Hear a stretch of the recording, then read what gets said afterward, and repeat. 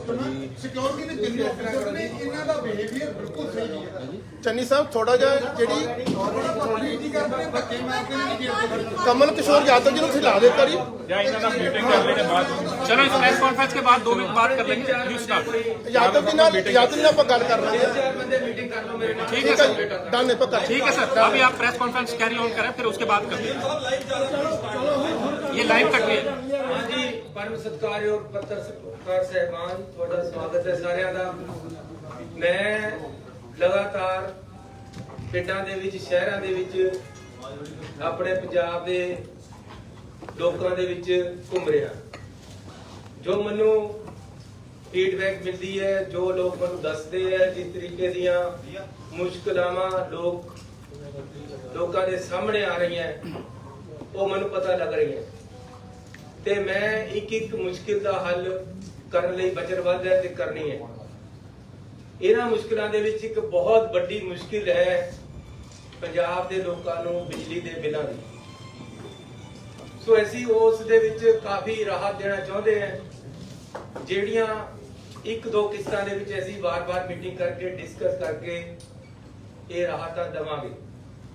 ਸਭ ਤੋਂ ਵੱਡੀ ਜਿਹੜੀ ਸਮੱਸਿਆ ਮੈਂ ਪਿੰਡਾਂ ਦੇ ਸ਼ਹਿਰਾਂ ਦੇ ਵਿੱਚ ਜਾ ਕੇ ਦੇਖੀ ਹੈ ਉਹ ਇਹ ਹੈ ਕਿ ਬਹੁਤ ਸਾਰੇ ਲੋਕਾਂ ਦੇ ਬਿੱਲ ਜ਼ਿਆਦਾ ਆਉਣ ਕਰਕੇ ਉਹ ਜਮ੍ਹਾਂ ਨਹੀਂ ਕਰਾ ਪਾਏ ਤੇ ਉਹਨਾਂ ਦੇ ਮੀਟਰ ਕੱਟ ਗਏ। ਹੁਣ ਅੱਜ ਦੇ ਜ਼ਮਾਨੇ ਦੇ ਵਿੱਚ ਬਿਨਾਂ ਬਿਜਲੀ ਤੇ ਰਹਿ ਰਹੇ ਆ ਕੁਝ ਬੰਦੇ, ਜਿਨੇ ਮੇਰੇ ਦਿਲ ਨੂੰ ਬਹੁਤ ਟੁੰਬਿਆ।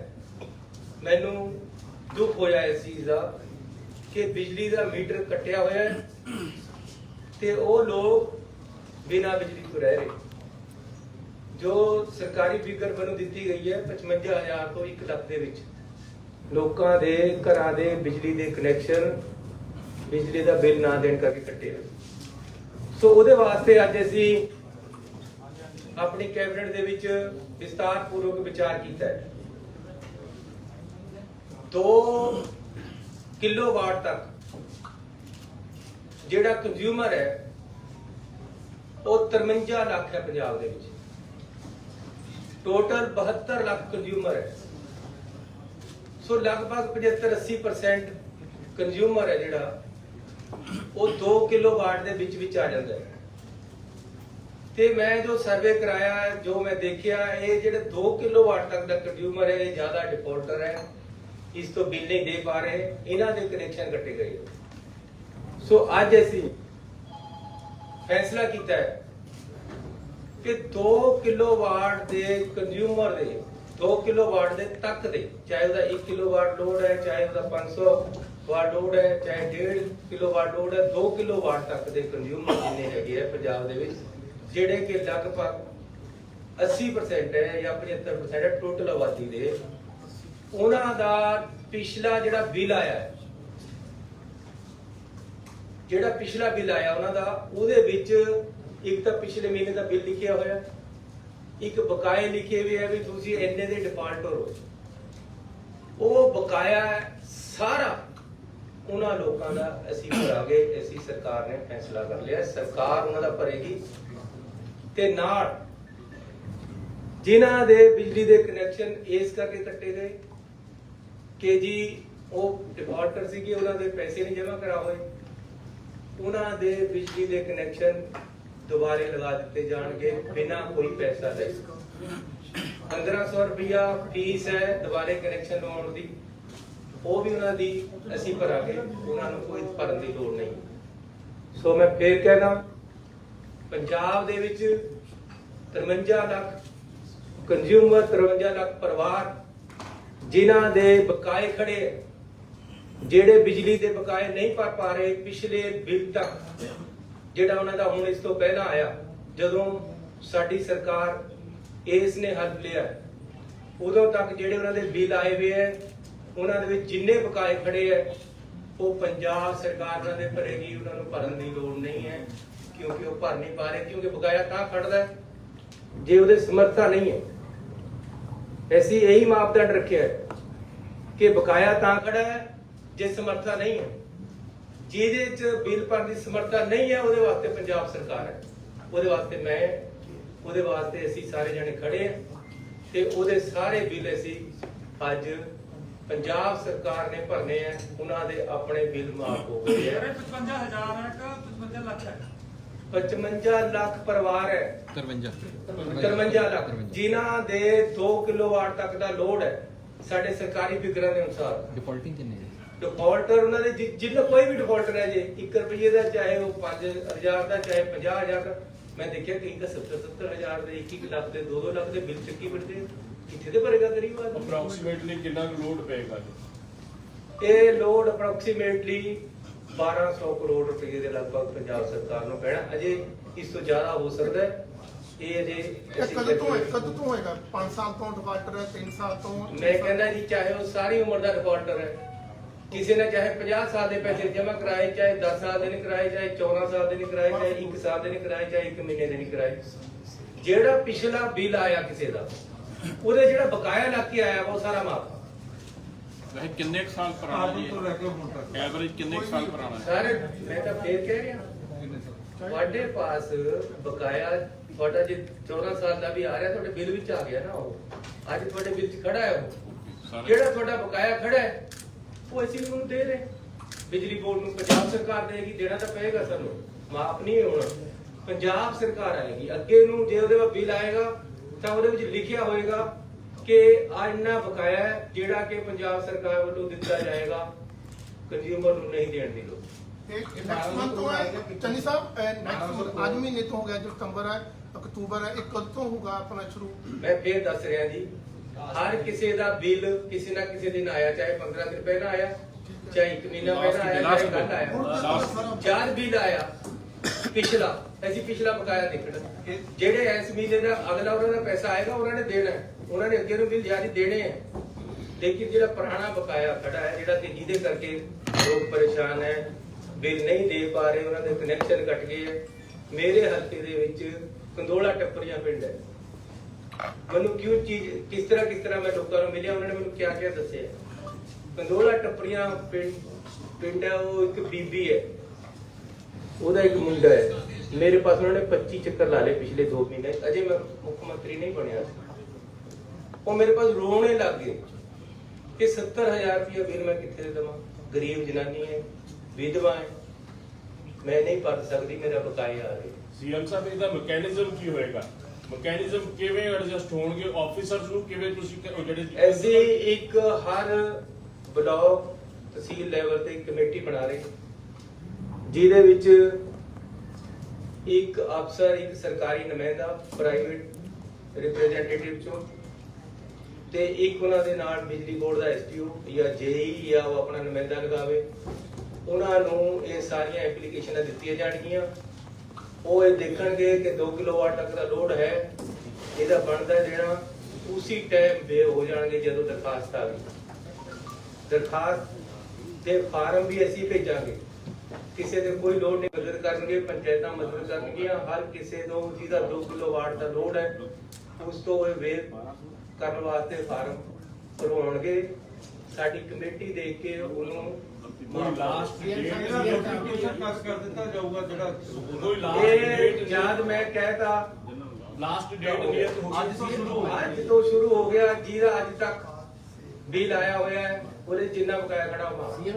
सीएम साहब इस चीज बकाये का मतलब फिर समझ लो कि रेगुलर बिल नहीं, ये इस महीने का आया वो बिल नहीं जो बकाया खड़ा है। सीएम साहब अगर आगे लोग बिल भरना बंद कर देंगे इन फ्यूचर, 2 ਮਹੀਨੇ ਬਾਅਦ ਫਿਰ ਉਹੀ 50,000 ਬਿੱਲ ਆ ਗਏ, ਇਹ ਜਾਣਨ ਦੀ ਇਹਦੇ ਬਾਰੇ ਅਗਲੀ ਜਿਹੜੀ ਤੁਸੀਂ ਗੱਲ ਪੁੱਛ ਰਹੇ ਹੋ, ਮੈਂ ਅਗਲੀ ਪ੍ਰੈਸ ਕਾਨਫਰੰਸ ਦੱਸਾਂਗਾ 2 ਜਾਂ 3 ਦਿਨਾਂ ਦੇ ਬਾਅਦ ਕਿ ਕਿਸ ਤਰ੍ਹਾਂ ਐਸੀ ਆਮ ਬੰਦੇ ਦਾ ਜਿਹੜਾ ਬਿੱਲ ਹੈ ਉਹਨੂੰ ਕੰਟਰੋਲ ਕਰ ਰਹੇ ਹੈ, ਤਾਂ ਕਿ ਉਹ ਉਸ ਨੂੰ ਵੀ ਜਮ੍ਹਾਂ ਕਰਾਉਣ 'ਚ ਦਿੱਕਤ ਨਾ ਆਵੇ, ਉਹਨੂੰ ਇੰਨਾ ਪੈਸਾ ਪਵੇ ਕਿ ਉਹ ਚੰਗਾ ਨਿਰਵਾਹ ਕਰ ਸਕੇ। ਆਗੇ ਕਿਦਾਂ ਚੈੱਕ ਕਰੋਗੇ ਵੀ ਉਹ ਇਕਨੋਮਿਕਲੀ ਬੰਦਾ ਪੂਅਰ ਹੈ ਕਿ ਵੈਸੇ ਹੀ ਨਹੀਂ ਪੇ ਕਰ ਰਹੇ, ਕਿ ਇਹ ਵੀ ਬੜਾ ਵੱਡਾ ਇਸ਼ੂ ਹੁੰਦਾ ਦੇਖੋ, ਹੈ। ਇੱਕ ਸਭ ਤੋਂ ਬੜਾ ਚੈੱਕ ਇਹ ਹੈ ਕਿ 2 ਕਿਲੋਵਾਟ ਇਕਨੋਮਿਕਲੀ ਪੂਰੇ ਦਿੰਦੇ, ਕਿ ਕਿਸੇ ਨੇ ਮੋਟਰ ਤੇ ਲਾਇਆ ਵੀ ਕੋਈ ਮਿਡਲ ਕਲਾਸ ਦੇ ਜਿਹੜੇ ਲੋਕ ਹੈ ਇਹੀ ਥੋੜੀ ਬਿਜਲੀ ਯੂਜ਼ ਕਰ ਸਕਦੇ ਆ, ਜਿਹੜੇ ਅਮੀਰ ਆਦਮੀ ਉਹਨਾਂ ਦੇ ਤਾਂ 5-5 ਏਸੀ ਲੱਗੇ ਹੋਏ, ਉਹ ਨਹੀਂ ਅਸੀਂ ਕਰ ਰਹੇ ਚੈੱਕ। 2 ਕਿਲੋਵਾਟ ਜਿਹਦਾ ਲੋਡ ਹੈ, 2 ਕਿਲੋਵਾਟ 'ਚ ਕਾਫੀ ਕੁਝ ਆ ਜਾਂਦਾ, ਪੱਖੇ ਆ ਜਾਂਦੇ, ਕੂਲਰ ਆ ਜਾਂਦਾ, ਫ੍ਰਿਜ ਆ ਜਾਂਦਾ, ਟੀਵੀ ਆ ਜਾਂਦਾ, ਤੇ ਕਈ ਬੱਲਬ ਆ ਜਾਂਦੇ ਆ, ਤਾਂ ਇਸ ਕਰਕੇ ਸਫੀਸ਼ੀਐਂਟ ਇਹ ਹੋਏਗਾ। ਚੰਨੀ ਸਾਹਿਬ ਆਪਣੀ ਜਿਹੜੀ ਤੁਸੀਂ ਸਰਕਾਰੀ ਲੈਵਲ ਤੇ ਜਿਹੜੇ ਰੈਗੂਲਰ ਅੱਗੇ ਨੂੰ ਬਿੱਲ ਦੇਣਾ ਪੈਣਾ ਹੈ, ਲੇਕਿਨ ਉਹ ਬਿੱਲ ਦੇ ਵਿੱਚ ਵੀ ਅਸੀਂ ਆਉਣ ਵਾਲੇ ਦਿਨਾਂ 'ਚ ਬੜੀ ਛੇਤੀ ਮੀਟਿੰਗ ਕਰਕੇ ਕੁਝ ਆਇਤਾ ਇੱਕ ਸੀਐਮ ਸਾਹਿਬ ਦੱਸਣਾ, ਤੁਸੀਂ ਇਸ ਤੋਂ ਪਹਿਲਾਂ ਇੱਕ ਫੈਸਲਾ ਜਿਹੜੀ ਪਹਿਲੀ ਕੈਬਨਿਟ ਸੀ ਹੋਈ ਸੀ ਉਹ 'ਚ ਕੀਤਾ ਸੀਗਾ ਕਿ ਜਿਵੇਂ ਤੁਸੀਂ ਬਿਜਲੀ ਦੇ ਬਿੱਲਾਂ ਦੀ ਗੱਲ ਕੀਤੀ ਸੀ ਕਿ ਵੀ ਟਰਾਲੀਆਂ ਜਿਹੜੀਆਂ ਉਹ ਆਪਣੀ ਰੇਤਾ ਦੀ ਭਾਰ ਸਕੇ ਆਪਣੇ ਖੇਤਾਂ ਦੇ ਵਿੱਚੋਂ, ਤਾਂ ਕਿ ਜਿਹੜੀ ਠੇਕੇਦਾਰ ਸਿਸਟਮ ਹੈ ਜਾਂ ਉਹ ਮਾਫੀਆ ਖਤਮ ਹੋ ਸਕੇ। ਉਹ ਵੀ ਤੁਸੀਂ ਕੋਲ ਗਰੀਬ ਪਰਿਵਾਰ ਨੂੰ ਵੇਖਦੇ ਫੈਸਲਾ ਕੀਤਾ ਸੀਗਾ, ਉਹ ਵੀ ਕਦ ਤੱਕ ਸ਼ੁਰੂ ਹੋਏਗਾ? ਕਿਉਂਕਿ ਬਿਜਲੀ ਦਾ ਬੜੀ ਛੇਤੀ ਅਸੀਂ ਰੇਤ ਮਾਫੀਆ ਦਾ ਬਿਲਕੁਲ ਖਾਤਮਾ ਕਰ ਦਾਂਗੇ, ਬੜੀ ਛੇਤੀ। ਚਾਹੇ ਉਹਨੂੰ ਹਫਤਾ ਕਹਿ ਲਓ, ਚਾਹੇ ਬਸ ਅਸੀਂ ਦੇਖੋ ਦਿਨ ਰਾਤ ਮਿਹਨਤ ਵਿੱਚ ਲੱਗੇ ਹੋਏ ਹੈ ਕਿਸ ਤਰੀਕੇ ਦੇ ਨਾਲ ਸਿਸਟਮ ਨੂੰ ਸੁਧਾਰਿਆ ਜਾਵੇ। ਇੱਕ ਪੁਰਾਣਾ ਨੈਕਸਸ ਹੈ, ਉਹਨੂੰ ਤੋੜਨਾ ਹੈ, ਔਰ ਅਸੀਂ ਉਹਨੂੰ ਤੋੜਨ 'ਚ ਕਾਮਯਾਬ ਹੋ ਰਹੇ ਹਾਂ। ਬੜੀ ਛੇਤੀ ਤੁਸੀਂ ਦੇਖੋਗੇ ਕਿ ਰੇਤ ਮਾਫੀਆ ਖਤਮ ਹੋ ਜਾਣਾ। ਮੈਂ ਨਵੀਂ ਪਾਲਿਸੀ ਲੈ ਕੇ ਆ ਰਿਹਾ, ਉਹਦੀ ਮੇਰੀ ਤਿਆਰੀ ਚੱਲ ਰਹੀ ਹੈ। ਇਹ ਸਾਰੇ ਮਸਲੇ ਹੱਲ ਹੋ ਜਾਣਗੇ, ਤੁਸੀਂ ਵਿਸ਼ਵਾਸ ਰੱਖੋ। ਸਿੱਧੂ ਸਾਹਿਬ ਜਿਹੜਾ ਬਿਜਲੀ ਵਿਭਾਗ ਦੀ ਗੱਲ ਹੈ, ਇੱਕ ਮਿੰਟ, ਮਹਾਰਾਜ। ਜਿਹੜਾ ਬਿਜਲੀ ਡਿਪਾਰਟਮੈਂਟ ਨੂੰ ਲੈ ਕੇ ਆ, ਇੱਕ ਬਿਜਲੀ ਮਹਿਕਮਾ ਐਸਾ ਹੈ ਉਹਦੇ ਚ ਬਿੱਲ ਜਿਹੜੇ ਵੱਧ ਆਉਂਦੇ ਆ ਉਹਨੂੰ ਲੈ ਕੇ ਸ਼ਿਕਾਇਤਾਂ ਆਉਂਦੀਆਂ, ਔਰ ਇਹ ਇੱਕ ਐਸਾ ਮਹਿਕਮਾ ਜਿੱਥੇ ਜਾ ਕੇ ਸਭ ਦੇ ਹੱਥ ਖੜੇ ਹੋ ਜਾਂਦੇ ਵੀ ਉੱਥੇ ਕੋਈ ਸੁਣਵਾਈ ਨਹੀਂ, ਵੱਧ ਆ ਗਿਆ ਤਾਂ ਆ ਗਿਆ। ਕੀ ਉਹ ਸਿਸਟਮ 'ਚ ਕਮੀ ਕਿੱਥੇ ਹੈ? ਉਹ ਸਿਸਟਮ ਅੱਗੇ ਤੋਂ ਠੀਕ ਹੋਵੇਗਾ? ਕਿਉਂਕਿ ਤੁਸੀਂ ਵੀ ਇਦਾਂ ਦੇ ਮਾਮਲੇ ਦੇਖੇ ਹੋਣੇ ਕਿ ਸਾਡੇ ਕਰਦੇ ਮੈਂ ਆਪਣੀ ਗੱਲ ਕਹਿ ਰਹੀ ਹੈ, ਅੱਜ ਮੈਂ ਬਿਜਲੀ ਦੇ ਬਿਨਾਂ ਤੱਕ ਸੀਮਤ ਹੈ, ਲੇਕਿਨ ਇਹ ਇੱਕ ਰਾਹਤ ਦਿੱਤੀ ਹੈ ਜਿਹੜੀ ਕਿ ਆਮ ਗਰੀਬ ਆਦਮੀ ਨੂੰ ਔਰ ਮਿਡਲ ਕਲਾਸ ਦੇ ਲੋਕਾਂ ਨੂੰ ਜ਼ਰੂਰੀ ਸੀ। ਉਹਨਾਂ ਦੇ ਬਿਜਲੀ ਦੇ ਬਿੱਲ ਘੱਟ ਹੋ ਰਹੇ। ਬਿਜਲੀ ਦੇ ਬਾਰੇ 'ਚ ਮੈਂ ਫਿਰ 2-3 ਦਿਨਾਂ ਦੇ ਬਾਅਦ ਤੁਹਾਡੇ ਨਾਲ ਫਿਰ ਮੁਖਾਤਬ ਹੋਊਂਗਾ ਕਿ ਕਿਸ ਤਰੀਕੇ ਦੇ ਸਰ ਨਵਜੋਤ ਸਿੰਘ ਸਿੱਧੂ ਨਵਜੋਤ ਸਿੰਘ सिद्धू जी के बारे में काम चल रही है। इस्तीफा दिया उन्होंने, नाराजगी जाहिर की है मोहित, उन्होंने इस्तीफा दिया है और उन्होंने अपना एक वीडियो जारी किया है, उसमें कहीं ना कहीं आपके ऊपर निशाना साधा है कि आपने एडवोकेट जनरल, डीजीपी और जो मंत्री हैं दागी, वो आपने अपनी कैबिनेट में शामिल किए और आप ऐसे अफसरों को लगा रहे हैं जिनका इतिहास भी कहीं ना कहीं दागी है। इस बात को लेकर नाराजगी जाहिर करते हुए उन्हें इस्तीफा दे दिया है। इस्तीफे की कॉपी सोनिया गांधी को भेजी है और बाकायदा ट्विटर पर लाइव होकर उन्होंने अपना वीडियो भी जारी किया है। और डीजी ਨੂੰ ਸਿੱਧੇ ਤੌਰ ਤੇ ਇਤਰਾਜ਼ ਆ। ਦੇਖੋ ਜਿਹੜਾ ਪ੍ਰਧਾਨ ਹੁੰਦਾ ਹੈ ਉਹ हिंदी में बोल दो सर, लाइव नेशनल हिंदी में बोल दीजिए। जो प्रधान होता है पार्टी का वो हेड होता है, तो हेड ने परिवार में बैठकर अपनी मजबूती से बात रखकर अपनी बातों को आगे लेकर आना होता है। सो मैंने आज भी सिद्धू साहब से टेलीफोन पे बात की है कि पार्टी सुप्रीम होती है, सरकार पार्टी की आइडियोलॉजी को मानती है और उसके ऊपर चलती है। आप आओ, बैठकर बात करो, किस तरीके से आपको कोई गलतियां लग रही हैं वो पहले भी आप कर सकते थे, आप ही आप कर सकते। कोई बंदे सर दो लगाए अपने कोई दो मेंबर थे बात करने के लिए उनसे behalf of the chief minister Channi साहब के बिहाफ पर उनको बात करने के लिए दो बंदों की कहीं ड्यूटी लगाई है, या प्रगट सिंह जहाँ सिंगला साहब के कई मंत्री साहब पर गए थे, आज या कल बात हो जाएगी, बैठकर उनके डिपेंड कर रहे हैं। ये